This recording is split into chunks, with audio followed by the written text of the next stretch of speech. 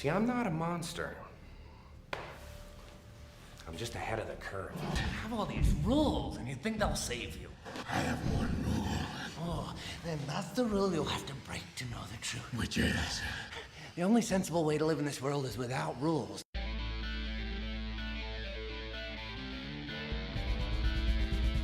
I think as an investor, you definitely have to have some of your kind of personal rules, right? When you're collecting things, especially things that you remember as a child, there's nostalgia, there's FOMO, there's all these types of things that kind of play on your emotions. And so it's tough to kind of keep it all straight. Your mind sometimes kind of betrays you. So I have some rules that I have when collecting. Let's go through them. I think, when you're collecting things you love, and I talk a lot about that on this channel. I mean, that's obviously kind of the name of the game. And then there's this other element of collecting things, which is investment. We've talked about that. It's where, you're buying things and you have an expectation of them going up. Now, obviously, this is not financial advice.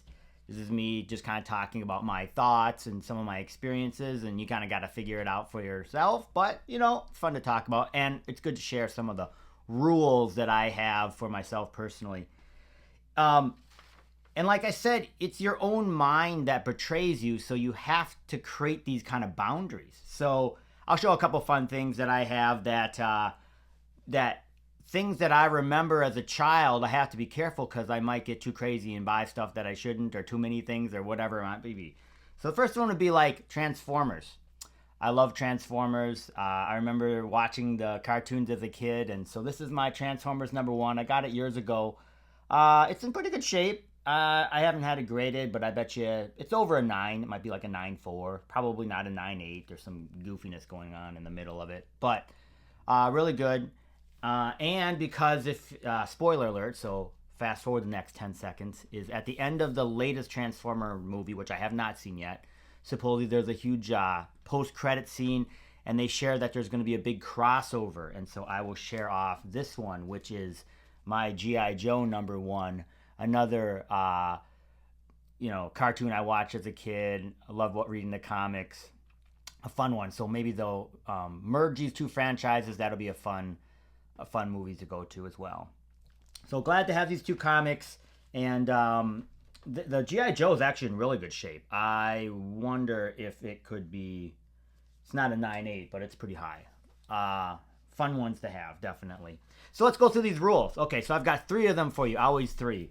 The first one is don't chase. Don't chase things. And it's easy to say. And when things are pumping, you're like, oh, I got to get it. I'll never be able to get it. It's going too high. And the first thing you got to say to yourself is you got to be willing to let things go. And they're either too expensive for you, which is fine, or it's outside of what you were expecting. So whenever I'm looking at something that I really like, so for example, the good one that we just saw on Veve would be Luke Skywalker, some of these other ones that I'm really excited about, I kind of have my price range. We'll talk about that in a second. And so when it starts jumping outside of that, I can feel the FOMO. We can all feel that. And I've kind of trained myself over the years to just let it go. Don't chase it. It's one that you wanted, it was exciting, but for whatever reason, your calculations or your budget or whatever it might be at that time, it wasn't right. So you got to let it go. That happened to me with Vader last year. The UR got, I think it was at one point up to 2,500 or something like that. So yeah, they get really expensive, and you have to know your own budget. And you have to have, your figures, do your research, as they always say. I'll talk about that in a second. And so when they get out of those bounds, you just got to let it go.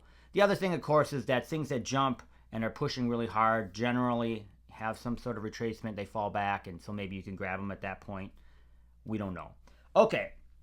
So the next one I always say on this channel, and I want to articulate and expand on it much more than I have in the past, is, do your own research. And you hear that from other people too. But I want to dig into that just for a moment because I think it is important, and it's another one of my rules when I'm going to spend, hundreds of dollars, thousands of dollars on some sort of collectible. If you're buying something, at Target for $15, it's fun and whatever.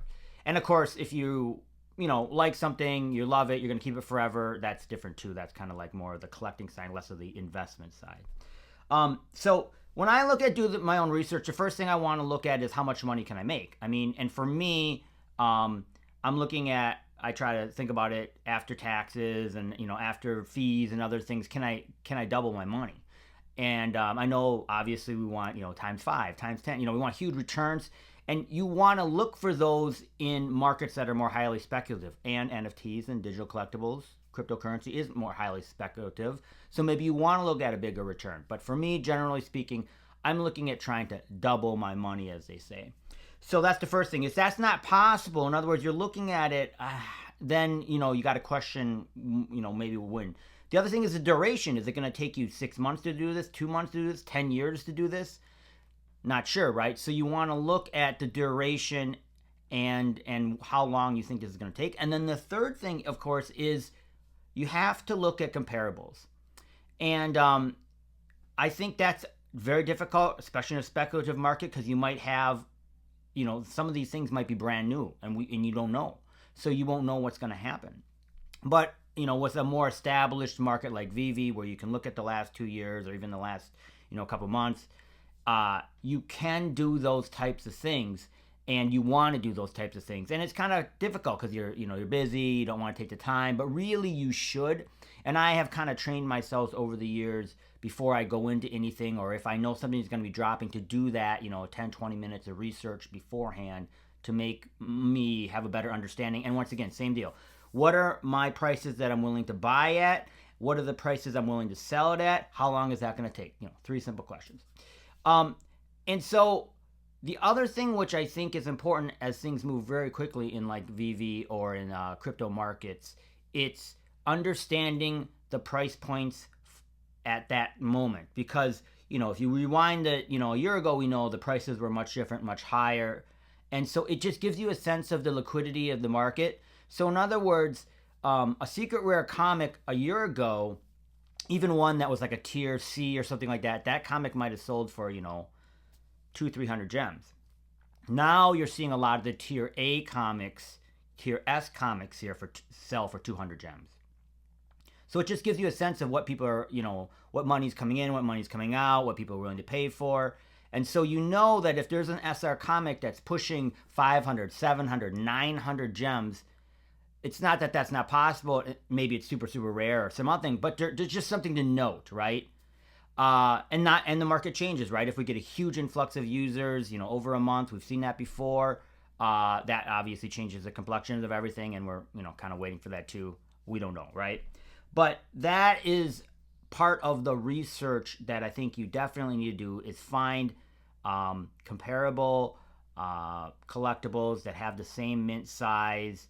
And then the other thing which is difficult is to gauge the demand. So, Luke Skywalker is huge, right? Maybe some of these other unknown comic heroes, maybe they're not as popular. Maybe you are betting that they could be popular. That's part of the whole, maybe I could double my money later, right? But you need to be as honest with yourself as possible.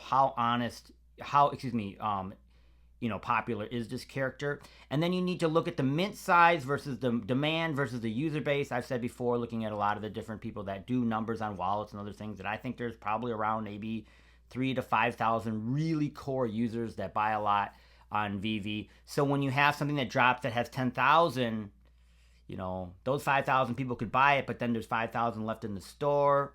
Another element, of course, is the price on drop. You're seeing things that are around 60 gems now. That's a lot of money, or 80 gems for a drop. That's a lot of money nowadays. In the old days, a year ago, like I said, that would sell out most likely. So try to figure out all these different things.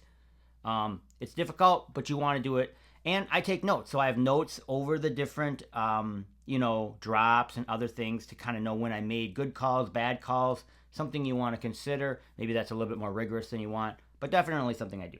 All right, the last thing of the 3 different rules that I have is you got to stay within your budget. And we all have a budget. Well, maybe if you're, Bill Gates, you don't have a budget. But the rest of us normal people like me, I have a budget.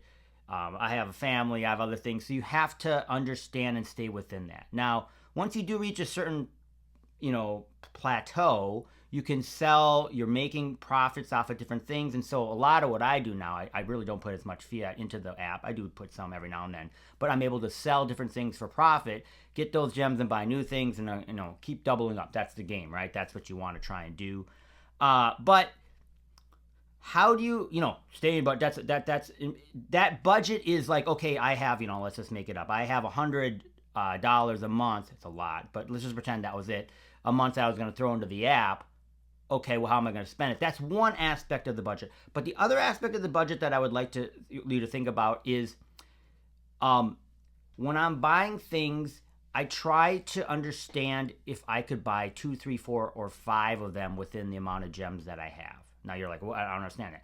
And it just gives me an indication of what my gem pool is, because I don't really want to blow them all out, because then I have nothing and I have to put more fiat in. I don't want to do that.